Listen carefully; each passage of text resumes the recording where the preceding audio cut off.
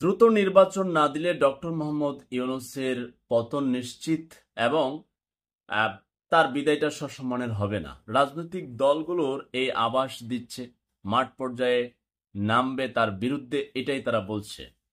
সাধারণ লোক কি বলে? এদেশের ক্ষুদ্র নাগরিক হিসেবে আমি জিজ্ঞাসাবাদ করেছি বিভিন্ন চায়ের স্টলে, সাধারণ মানুষ আছে না, তারা বলতেছে নির্বাচন তো দিবেই ইউনূস, কিন্তু তার আগে এমন ভাবে তিনি সংস্কার করে তৈরি করুক যেন অদূর ভবিষ্যতে এদেশের ছাত্র জনতা, মেহনতি মানুষ আবারও প্রাণ দিয়ে কোনো সরকারকে চ্যালেঞ্জের মুখে ফেলে এবং সেই সরকারকে পতন নিশ্চিত করে আবারও যেন গণতন্ত্র সংবিধান নিয়ে এই সবকা আওড়ায় লড়াই করতে না হয়।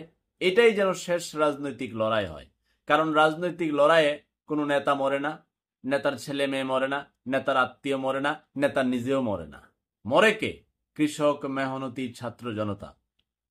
তাহলে এই দাবার গুটি খেলে আর কতদিন? স্বাধীনতা পরবর্তী 54 বছর ধরে এই লড়াই চলছে, কিন্তু ডক্টর মোহাম্মদ ইউনূসকে সেই সময় দিচ্ছে না। আপনি চিন্তা করেন, গতকাল দেখলাম কত চমৎকার ভাবে বিডার চেয়ারম্যান জনাব আশিক সিঙ্গাপুরের বিলাসী জীবন ছেড়ে মাত্র 59 সেকেন্ডের ডক্টর মোহাম্মদ ইউনূসের কলে তিনি বাংলাদেশে আসলেন এবং একটানা 16-17 ঘন্টা পরিশ্রম করে পৃথিবীর বিভিন্ন দেশের গ্রুপ অফ ইন্ডাস্ট্রির সাথে, তাদের সিইওদের সাথে কথা বলে প্রায় 150 মিলিয়ন বিনিয়োগের নিশ্চয়তা প্রায় করে ফেলেছে। আরও আসবে। স্টারলিংকের যাত্রা, যত সব অত্যাধুনিক প্রযুক্তির যাত্রা এবং চীনের সাথে দারুণভাবে এগিয়ে চলছে। তারপরও ডক্টর মোহাম্মদ ইউনূসের এই সরকারের যে কঠিন সমালোচনাগুলো আছে, দুর্বলতাগুলো আছে, আইন শৃঙ্খলার অবনতির দুর্বলতা আছে, প্রত্যেকটাই আপনি বলবেন।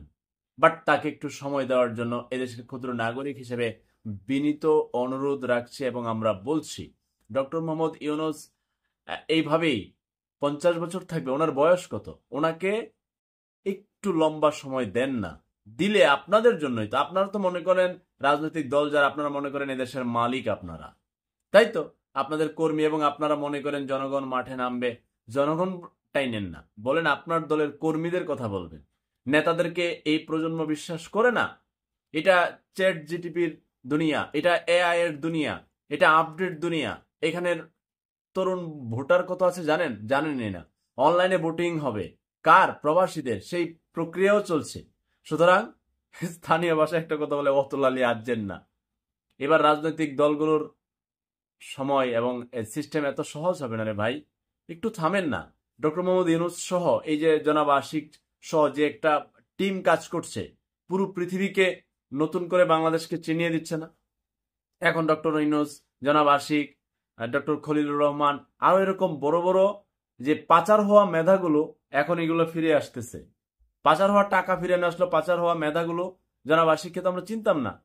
এরকম একজন গুণী মানুষও সিঙ্গাপুরে সেবা দিচ্ছে, তো বাংলাদেশকে সেবা দেওয়ার জন্য আসছে। এখন তারা দৌড়াই দিবেন মাঠে নাইমা? না, এটা ঠিক করবেন না। রাজনৈতিক দলগুলো এতটা বোকা হবেন না আশা করি। আর যদি মনে করেন আমরা দেশের মালিক, তাহলে আমরা জনগণ বলবো আপনারা দেশের কেউ না। আপনারা দেশকে লুট করেন, দেশকে চুরি করেন, দেশকে অস্থির করেন, দেশকে দাবার গুটি জেলে মানুষকে শেষ করেন। আমরা প্রকাশ্যে বলবো। নেতা 99% বাটপার কে বলে? জনগণ বলে। ওর ইনকাম অবৈধ। তো এত ক্ষমা দেখান কে? জনগণ, জনগণ, নির্বাচন কমিশন, সংবিধান, এত সব বলেন কেন? আমরা কি বোকার স্বর্গে বাস করি? আপনারা জ্ঞানের চতুর্থ আসমানে বাস করেন। ব্যাককল পাইছেন জাতিরে। দাবার গুটি খেলবেন। এর প্রজন্ম, চ্যাট জিটিভির প্রজন্ম, এই নতুন প্রজন্মের সাথে দাবার গুটি খেলার টাইম নেই। প্রবাসীরা আবার ভোট দিবে, কাজ চলতেছে।